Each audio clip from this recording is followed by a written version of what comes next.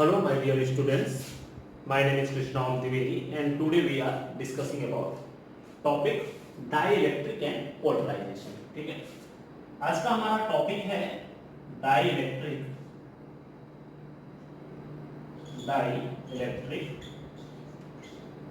and polarization. ठीक है, our topic is dielectric and polarization. ठीक है, देखिए सबसे पहले तो हम लोग डिस्कस करते हैं कि आखिर ये डाइलेक्ट्रिक क्या होता है. ठीक, हमारा जो मेन टॉपिक है what is dielectric, after that we will think about the polarisation. ठीक है, तो simply we can say that dielectric is a non conducting device. कोई भी ऐसा सब्सटेंस, कोई भी ऐसा मटेरियल, ठीक है, जो कि हमारा क्या कहता है नॉन कंडक्टिंग हो. ठीक है, मतलब उसकी कंडक्टिविटी क्या हो, मतलब कि वो एज अ इंसुलेटर की तरह काम कर रहा हो, या मैं ऐसा कह सकता हूं that will be a non conducting device that is known as dielectric. ठीक है, अभी यहां पर क्वेश्चन अराइज होता है कि अगर डाइलेक्ट्रिक नॉन कंडक्टिंग मटेरियल है, ठीक है, अगर डाइलेक्ट्रिक हमारा नॉन कंडक्टिंग मटेरियल है तो फिर हमने इसको डायरेक्टली इंसुलेटर ही क्यों नहीं कह दिया. ठीक है, मतलब यहां पर क्वेश्चन अराइज होता है कि भाई आपने मेटल 3 टाइप्स के पढ़े, मतलब यहां पे नॉर्मली सब्सटेंस को 3 टाइप्स का पढ़ा, जिसमें से कंडक्टर था, सेमीकंडक्टर था, इसके बाद में हमारा इंसुलेटर था. ठीक है, तो फिर ये नया नाम लेने की क्या जरूरत थी हमें, ये डाइलेक्ट्रिक हमें अलग से लेने की क्या जरूरत थी. तो उसमें सिंपल सा कॉन्सेप्ट है. अगर मैं यहां पर बात करूं इंसुलेटर की, तो इंसुलेटर आपके ऐसे मटेरियल्स होते हैं जिनके अंदर की कंडक्टिविटी क्या होती है, बहुत ही मिनिमम होती है. हम लोग ऐसा कह सकते हैं that's conductivity will be negligible. ठीक है, लेकिन डाइलेक्ट्रिक्स में क्या होता है, it will be work as a insulator, but if you will put that dielectric in external electric field, then in the dielectric material some electrons or the charges will induced. ठीक है, होता क्या है कि और we can say that कि dielectric material आपके कुछ ऐसे मटेरियल्स होते हैं जिसमें से परमानेंटली डाइपोल मूवमेंट प्रेजेंट नहीं होता है. ठीक है, यहां पर होता क्या है, परमानेंटली डाइपोल मूवमेंट प्रेजेंट नहीं होता है, पर उसमें से जब हम लोग उसको एक्सटर्नल इलेक्ट्रिक फील्ड में रख देते हैं तो उसमें से कहीं ना कहीं से आपका ये परमानेंट डाइपोल मूवमेंट आ जाता है. ठीक है, तो अभी आपका ये क्लियर हुआ होगा कि हमने आखिर यहाँ पर ये डाइलेक्ट्रिक वर्ड क्यों लिया है, आखिर हमने डायरेक्टली इंसुलेटर वर्ड यहाँ पर क्यों नहीं यूज किया है. ठीक है, क्योंकि आपको पता है इंसुलेटर हमारे नॉन कंडक्टिंग मटेरियल होते हैं, dielectric is also a non conducting material, but if you will put dielectrics in external electric field, then you will get some induced electron in the dielectric, or we can say that some induced charges inside the dielectric material. ठीक है, तो अभी हम लोग यहाँ पर देखते हैं कि what is the definition of dielectric. तो हम लोग सबसे पहले यहाँ पर बात करेंगे कि dielectric की definitions क्या होगी. Then we can say that dielectrics are non-conducting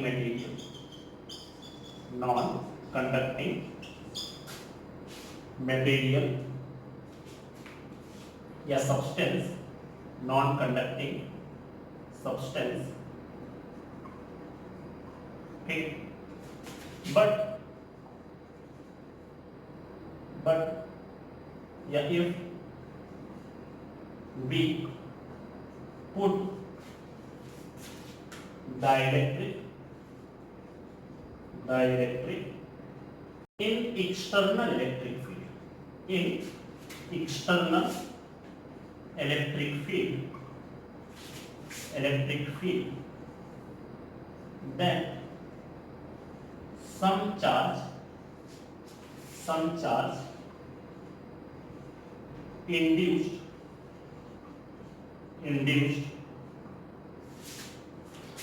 inside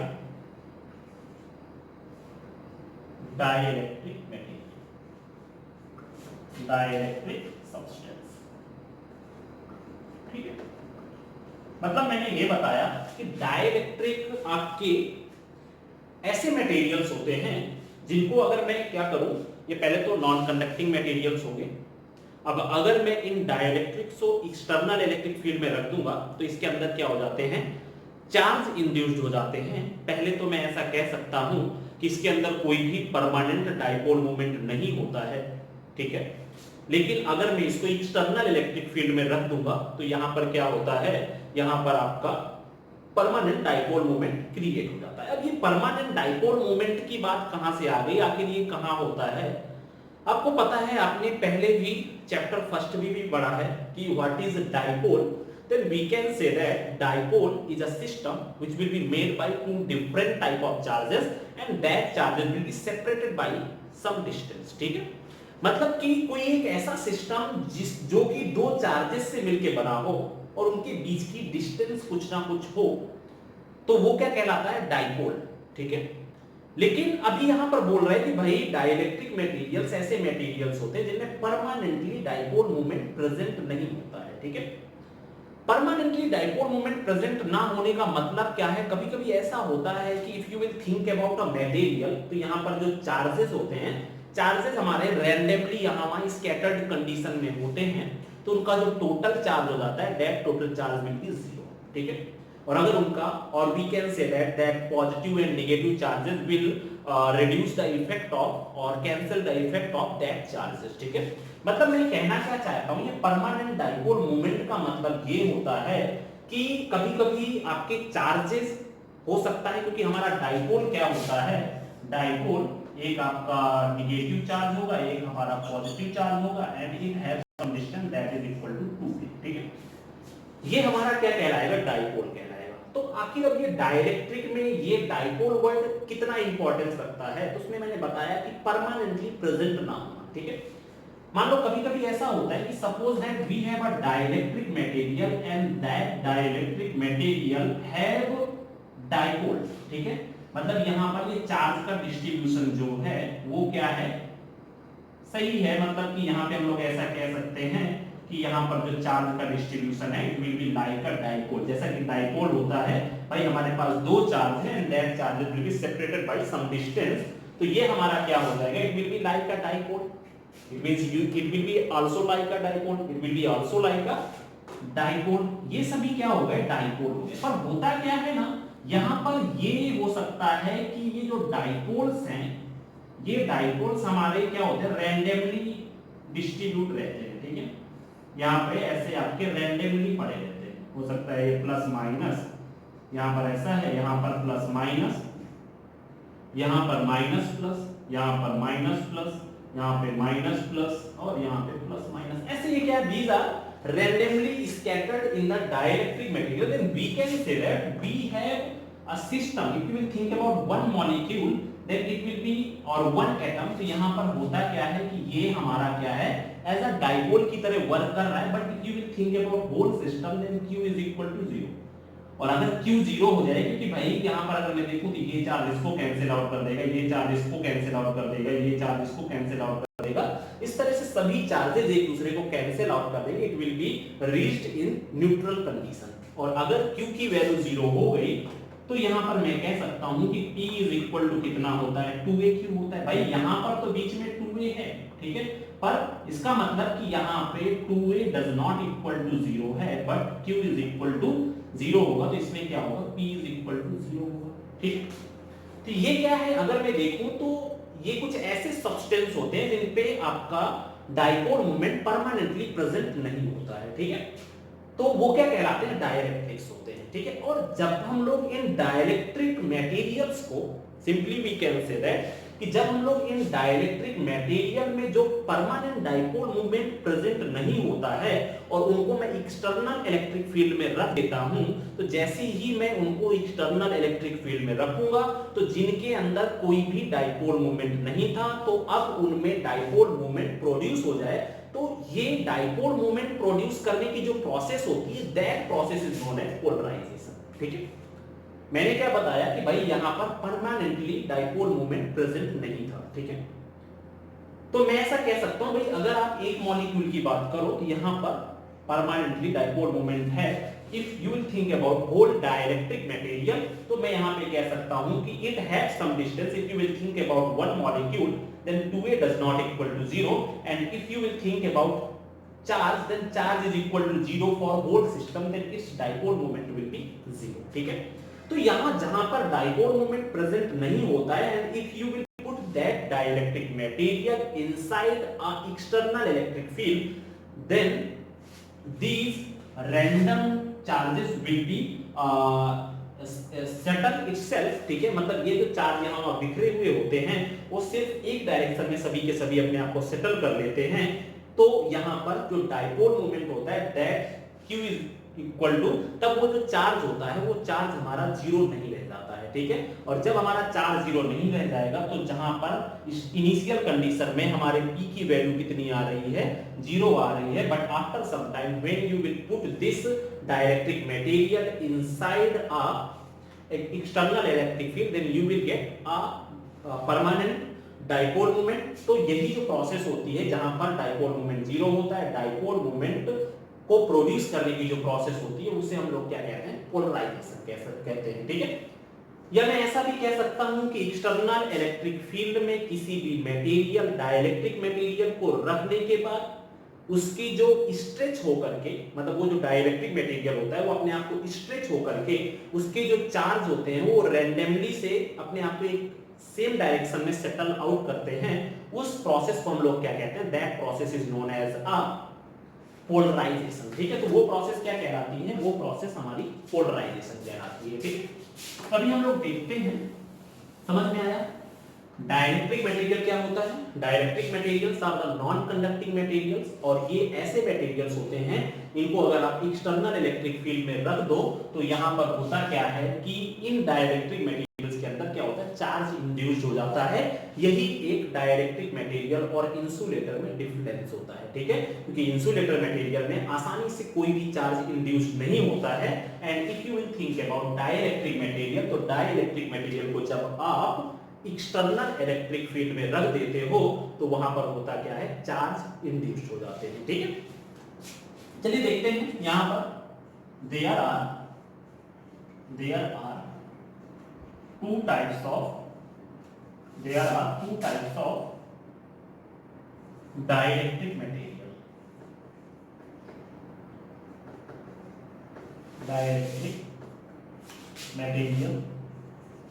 हमारे पास जो डाइलेक्ट्रिक मटेरियल होते हैं वो दो तरह के होते हैं. One will be polar molecule, ठीक है, and another will be a non polar molecule.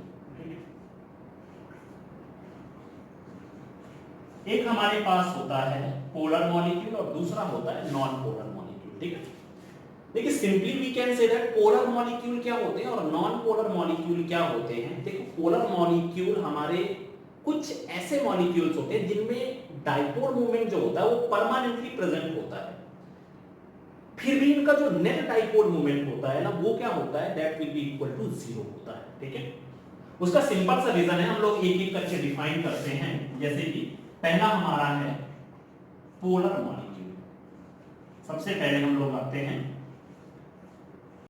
Polar molecule. ठीक है, पोलर मॉलिक्यूल क्या होता है, जिनमें simply we can say that polar molecules are those type of molecules in which dipole moment permanently present. ठीक है, हमारे वो मॉलिक्यूल जिनके अंदर डाइपोल मोमेंट परमानेंटली प्रेजेंट होता है. Simply we can say that such as HCl, H2O.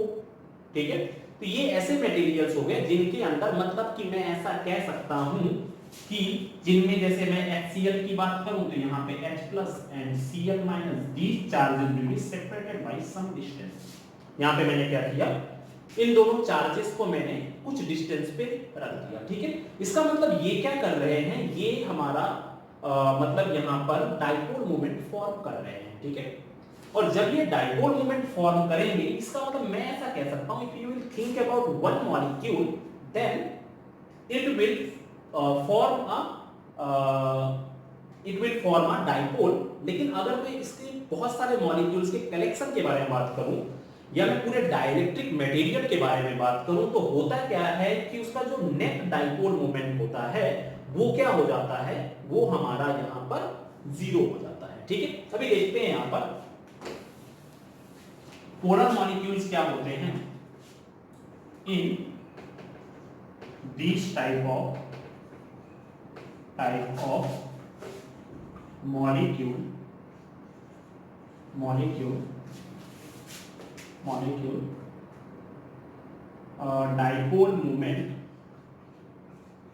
dipole moment is permanently present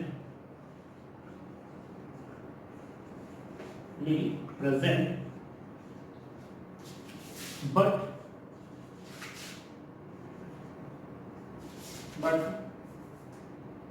molecules are in randomly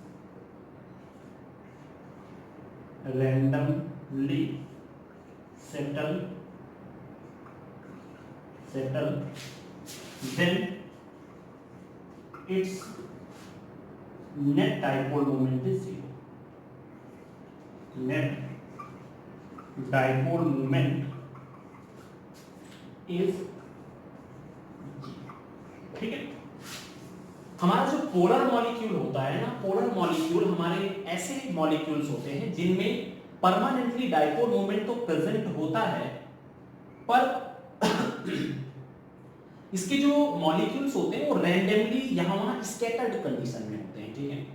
हम लोग ऐसा कह सकते हैं randomly scattered, then its net dipole moment is zero, ठीक है। And if you will put these dipole moment, और मतलब जो ये randomly scattered होते हैं उनको अगर आप एक्सटर्नल इलेक्ट्रिक फील्ड में रख दोगे तो वो क्या हो जाएंगे, परफेक्टली अपने आप को सेटल कर लेते हैं, फिर उनका डाइपोल मोमेंट जीरो नहीं रहता। जैसे कि मैं अगर यहाँ पर देखूं, ठीक है, इसमें से अगर मैं बात करूं कि भाई ये हमारा कोई एक डाइपोल डाइलेक्ट्रिक मटेरियल है, ठीक है, ये हमारे पास कोई डाइलेक्ट्रिक मटेरियल है। पहले तो मैं ऐसा कह सकता हूं if you will think about a molecule, तो यहां पर होता क्या है, ये कुछ इस तरह से रहेगा, this is plus Q, this is minus Q, मतलब this is only for one molecule, ठीक है। यहां पर कितना होता है, P is equal to Q dot में D होता है। मतलब अगर मैं एक मॉलिक्यूल की बात करूं तो यहां पर परमानेंटली डाइपोल मोमेंट प्रेजेंट होता है, मतलब यहाँ पर आपका चार्ज दोनों एक दूसरे के साथ मतलब थोड़ा सेपरेटेड होते हैं, एक दूसरे के ऊपर नहीं होते हैं, इस वजह से इसमें परमानेंटली डाइपोल मोमेंट प्रेजेंट होता है। लेकिन मैं अगर बहुत सारे मॉलिक्यूल्स की बात करूं तो ये मॉलिक्यूल्स होते कैसे हैं, ये मॉलिक्यूल्स रैंडमली स्कैटर्ड होते हैं, ठीक है। रैंडमली स्कैटर्ड होने का मतलब कि हो सकता है कोई मॉलिक्यूल ऐसे हो, कोई मॉलिक्यूल्स ऐसे हो, कोई मॉलिक्यूल्स ऐसे हो, ठीक है, हो सकता है कोई मॉलिक्यूल इस तरह से हो, कुछ इस तरह से मॉलिक्यूल्स हो।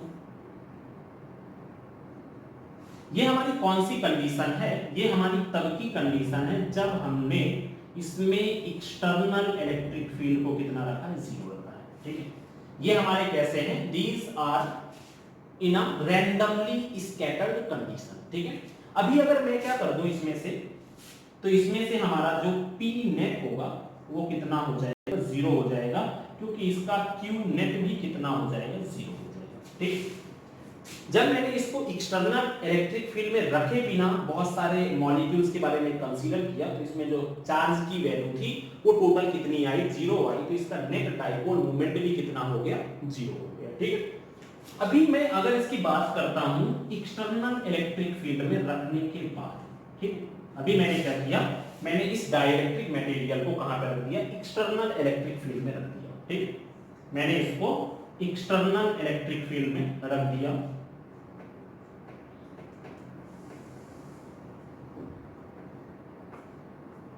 ये मैंने इसको एक्सटर्नल इलेक्ट्रिक फील्ड में रख दिया। यहां पर मैंने लिया कि E external does not equal to zero, ठीक है। अभी एक्सटर्नल इलेक्ट्रिक फील्ड पहली कंडीशन में जीरो थी इनिशियल कंडीशन में, और यहां पर एक्सटर्नल इलेक्ट्रिक फील्ड जीरो नहीं है, ठीक है।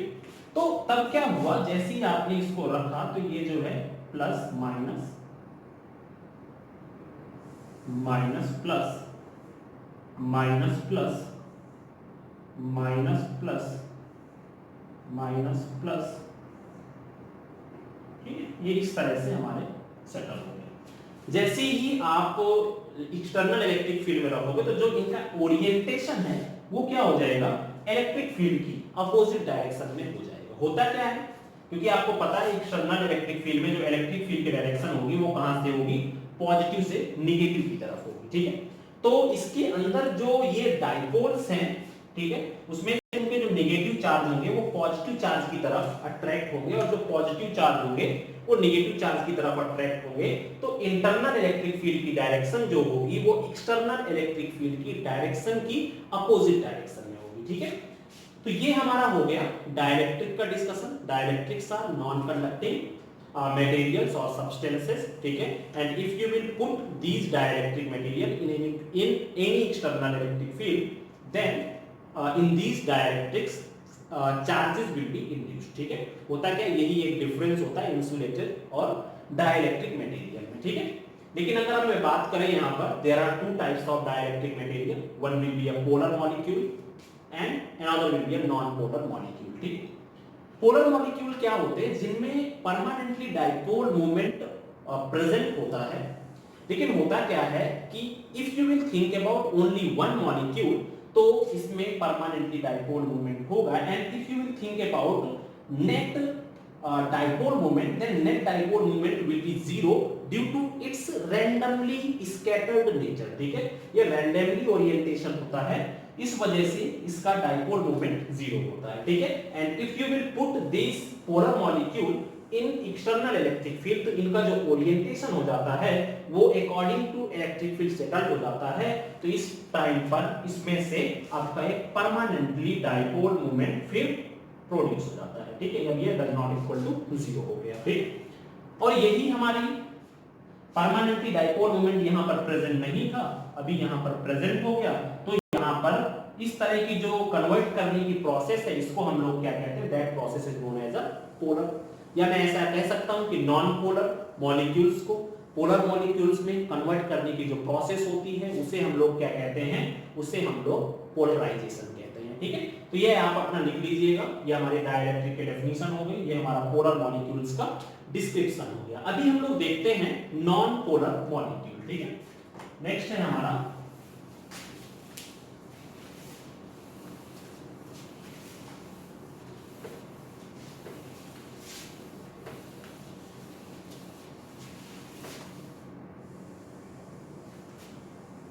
नेक्स्ट टॉपिक है हमारा नॉन पोलर मॉलिक्यूल। ठीक है,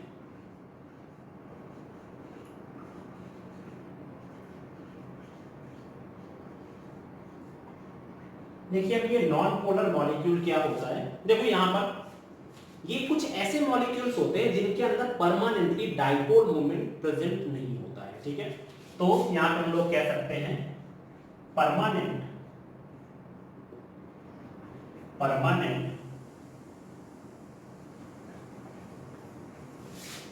dipole movement are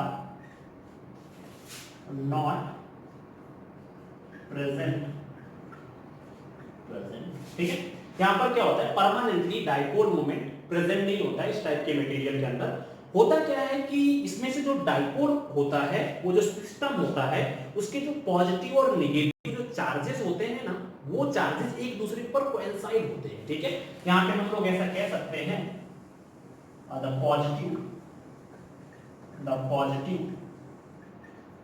and negative charges are coincide with each other।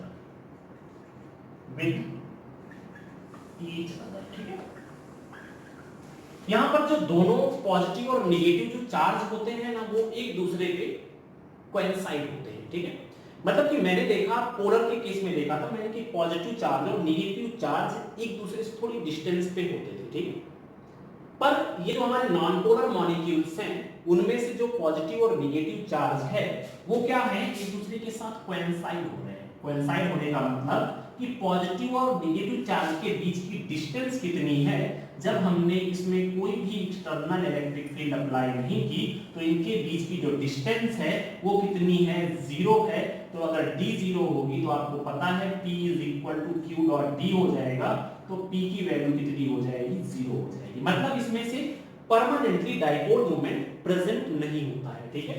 अभी अगर मैं इसमें से देखूं और if you will put in external electric field, अगर मैं इसी मॉलिक्यूल को मैं इसमें से पुट कर दूं एक्सटर्नल इलेक्ट्रिक फील्ड में, ठीक है।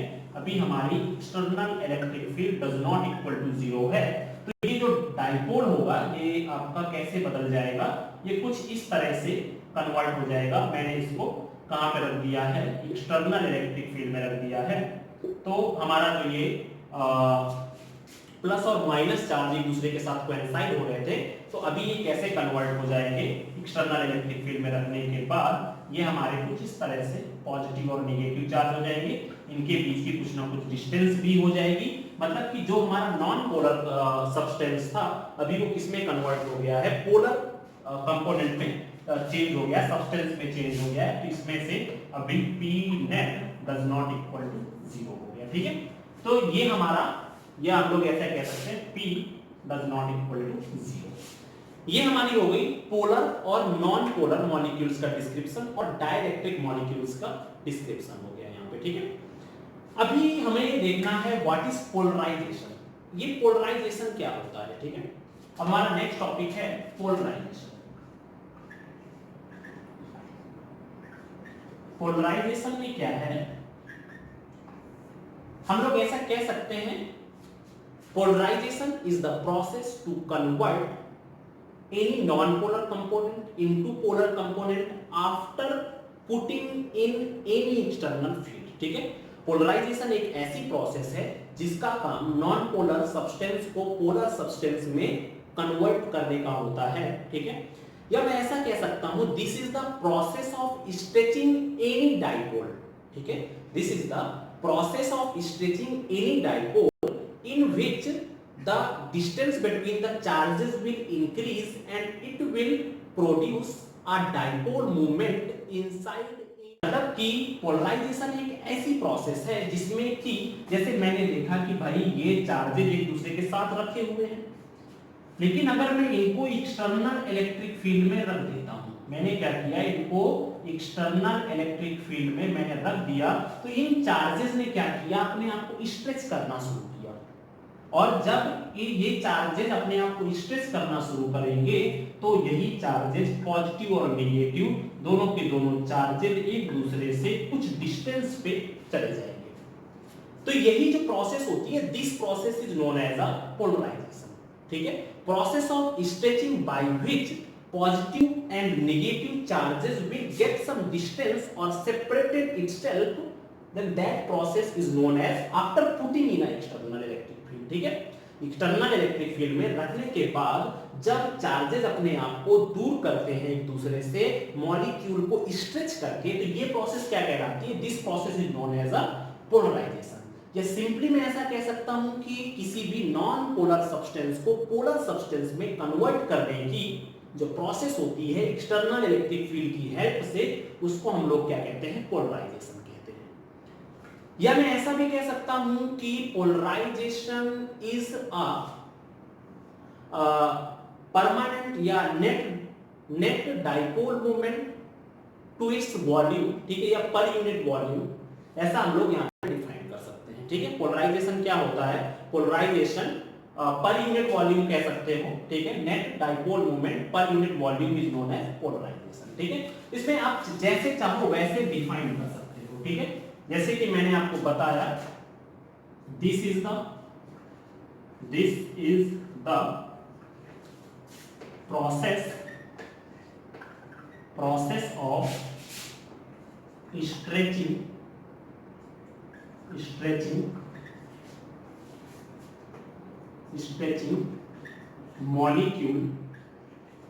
molecule to separate charges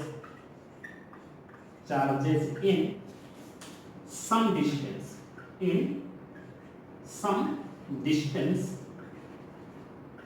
distance after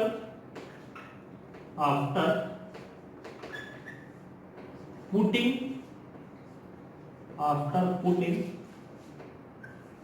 dielectric material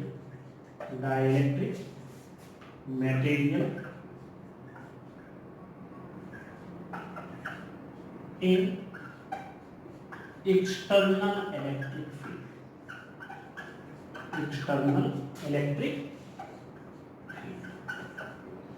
मतलब कि किसी भी मॉलिक्यूल को एक्सटर्नल इलेक्ट्रिक फील्ड में रखने के बाद उसको जो उसके अंदर के चार्जेस होते हैं उनको सेपरेट करने की जो प्रोसेस होती है उसको हम लोग क्या कहते हैं, पोलराइजेशन कहते हैं। या मैं ऐसा भी कह सकता हूं कि ये अपना नॉन पोलर वाला अपना पूरा डिस्क्रिप्शन आप लिख सकते हैं। इसके बाद what is the definition of polarization, तो मैंने आपको समझाया पोलराइजेशन के बारे में कि if you will put any dielectric material in any external field then the process of stretching of that material and the process of separation of the charges inside that material is known as a polarization। ठीक है, या मैं ऐसा कह सकता हूं किसी भी मॉलिक्यूल के अंदर परमानेंट डाइपोल मोमेंट को क्रिएट करने की प्रोसेस को हम लोग क्या कहते हैं, that process is known as a polarisation. या मैं ऐसा भी कह सकता हूं कि net dipole moment per unit volume is known as polarisation. ठीक है, यहां पर आप कोई भी डेफिनेशन कंसीडर कर सकते हो। ठीक है, ये हमारा नॉन पोलर का डिस्क्रिप्शन था। नॉन पोलर में मैंने क्या बताया था, जिनमें की परमानेंटली डाइपोल मोमेंट प्रेजेंट नहीं होता है और इसमें जो चार्जेस होते हैं वो आपस में एक दूसरे के साथ कोइंसाइड होते हैं, इसकी वजह से उसका डाइपोल मोमेंट जीरो होता है। If you will put that dielectric material in any external field then you will get a permanent dipole moment in these dielectric। ठीक है, after that what is polarization, then polarization मैंने अभी आपको बताया। ठीक है, इसके बाद आप चाहो तो एक डेफिनेशन और दिखा सकते हो पोलराइजेशन की। ठीक है, इसमें से और करके पोलराइजेशन की डेफिनेशन क्या हो जाएगा, the process of creating permanent electric dipole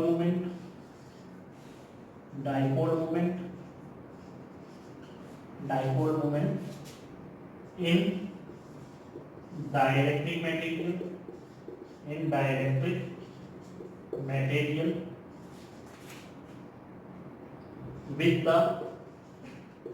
with the help of external electric field, with the help of external electric field, this process is known as polarization। ठीक, मतलब कि यहाँ पर आपके पास कोई एक कंपोनेंट था जिसके अंदर परमानेंट डाइपोल मोमेंट जीरो था and if you will put that dielectric material in any external field, तो होता क्या है कि वो डाइलेक्ट्रिक मटेरियल के अंदर परमानेंटली डाइपोल मोमेंट प्रोड्यूस हो जाता है। तो यही प्रोसेस क्या कहलाती है, this process is known as polarisation. ठीक है, या मैं इसीलिए कह सकता हूं, ठीक है, पोलराइजेशन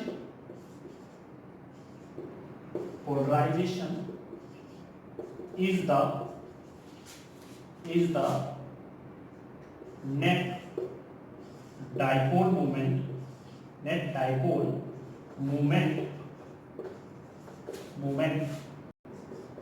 per unit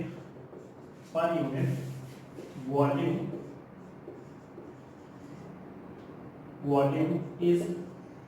ठीक है, मतलब पोलराइजेशन क्या होता है, polarization is the net dipole moment per unit volume. इसको मैं कैसे डिफाइन कर सकता हूं, मतलब कि पोलराइजेशन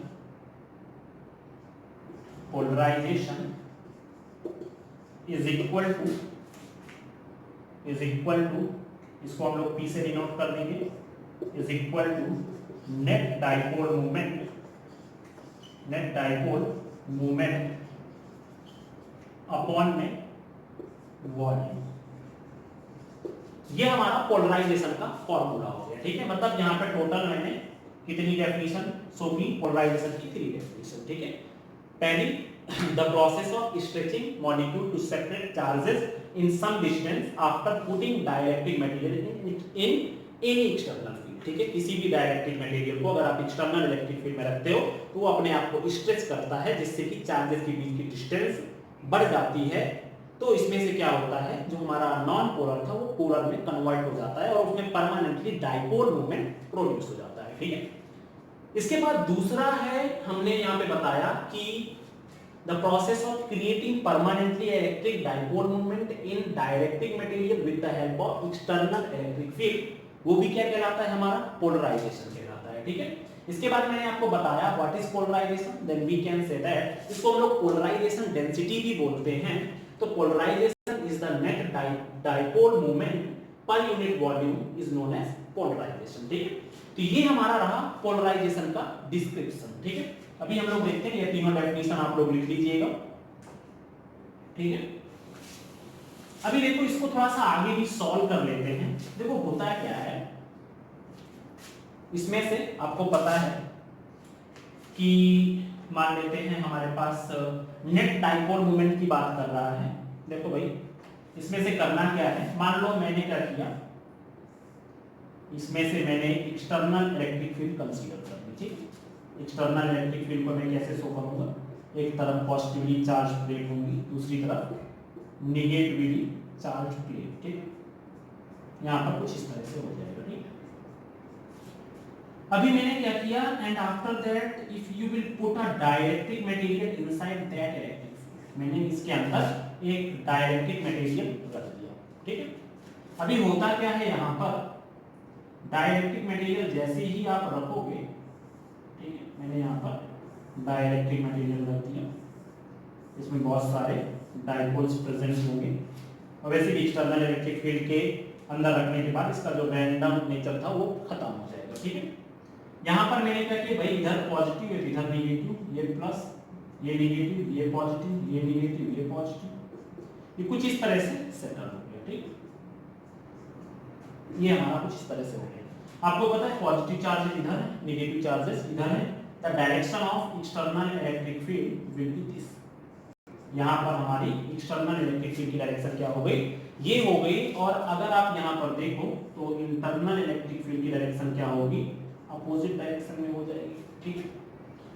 तो यहाँ पर हमारी जो रिजल्टेंट इलेक्ट्रिक फील्ड हो जाएगी that will be E is equal to external minus में E इंटरनल, ये हो जाएगा, ठीक है। ये हमारा हो गया, this is the resultant electric field that will be E external minus में E इंटरनल। होता क्या है कि जब भी आप किसी भी डाइलेक्ट्रिक मटेरियल को किसी एक्सटर्नल इलेक्ट्रिक फील्ड में रखते हो तो यहाँ पर क्या होता है कि इस डाइलेक्ट्रिक मटेरियल के अंदर कुछ चार्जेस प्रोड्यूस होते हैं, उनको हम लोग बाउंड चार्ज बोलते हैं या उनको हम लोग इंड्यूस्ड चार्ज बोलते हैं।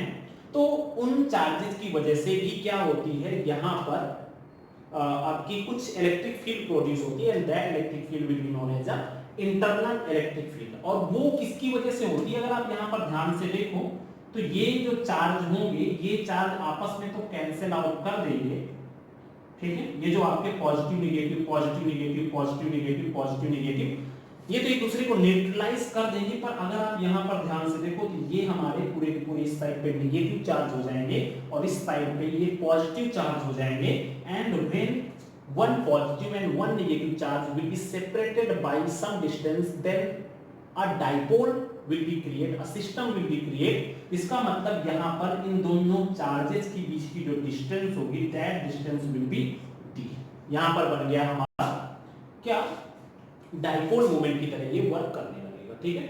और वो डाइपोल मोमेंट इसका मान लो चार्ज ले लेते हैं that will be q, और उनके बीच की डिस्टेंस कितनी है, d है। तो यहाँ पर क्या हो जाएगा, then net dipole moment, net dipole moment is equal to कितना हो जाएगा, that is equal to q dot में d, ठीक है। और आपको पता है इसका जो वॉल्यूम होगा, ये जो हमने लिया है इसका जो एरिया है that is equal to a। तो यहाँ पर इसका वॉल्यूम कितना हो जाएगा, तो volume is equal to A dot में D. After that you can put the value. Then polarization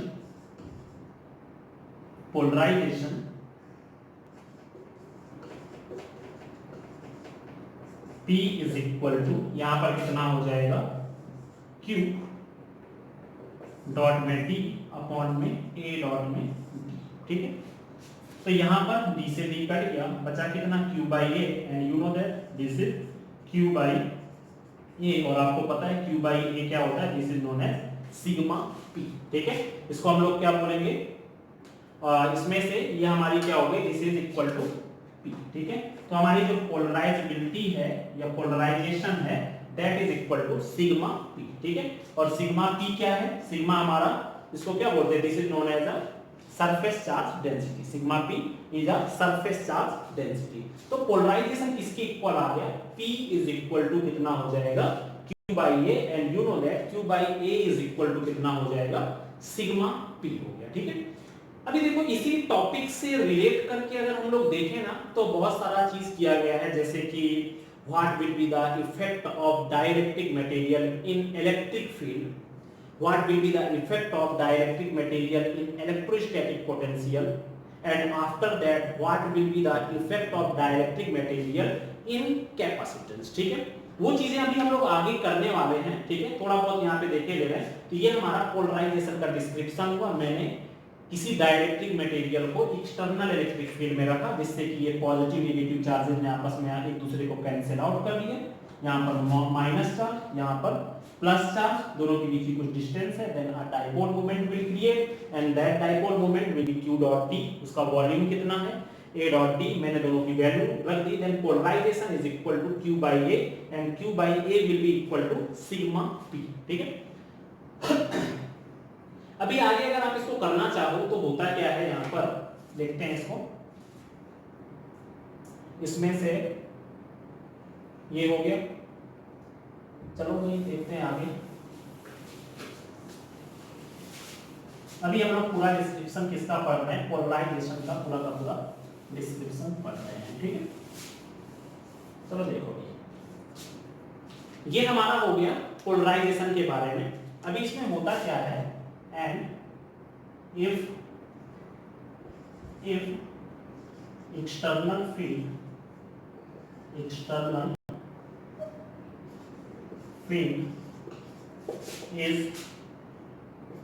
is not too strong, then polarization is directly proportional to the net electric field that is equal to E. ठीक है, यहाँ पर क्या होता है कि अगर एक्सटर्नल इलेक्ट्रिक फील्ड ज्यादा स्ट्रॉन्ग ना हो तो होता क्या है कि जो पोलराइजेशन की वैल्यू है वो according to net electric field के अकॉर्डिंग उसकी वैल्यू क्या होती है, चेंज होती रहती है. ठीक है, अभी इस प्रोपोर्शनल को अगर हम लोग चेंज करेंगे, this is known as proportional को अगर आपने इक्वल में चेंज किया तो यहाँ पे एक कांस्टेंट आता है, that constant is equal to P is equal to epsilon naught, and इस सिंबल को हम लोग बोलते हैं जाई E, और इसके बाद में यहाँ पर this is net electric field. ठीक है, यहाँ पे आप देख सकते not too strong, then polarisation is directly proportional to the net electric field. ठीक है, और जहां पर ये जाई E है, इस जाई E को हम लोग क्या बोलते हैं, this is known as a electrical या इलेक्ट्रिक ससेप्टिबिलिटी. इसको हम लोग क्या बोलते हैं, this is known as susceptibility. ठीक है, this is known as electric susceptibility of medium.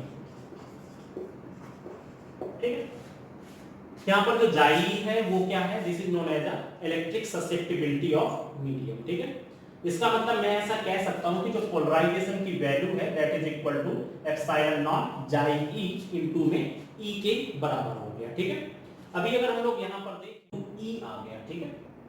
अभी हमें क्या करना है ना, now we want to find that if you will put any dielectric material inside any external field, तो उस डाइलेक्ट्रिक मटेरियल का उस इलेक्ट्रिक फील्ड में क्या इफेक्ट पड़ता है वो हमें यहाँ पर फाइंड करना है, ठीक है। तो देखते हैं भाई, इतना सब कुछ हो गया, मैंने पोलराइजेशन का फॉर्मूला के थ्रू मैंने ये P फाइंड कर लिया। P is equal to Q by A is equal to sigma P। जैसे कि जो सिग्मा P होता है, this is known as sigma P को हम लोग क्या बोलते हैं, this is known as polarization surface density, surface density, ठीक है।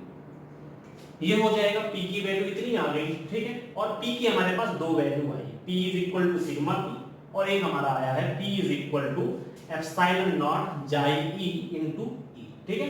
अभी हमें फाइंड करना है what will be the electric field, ठीक है।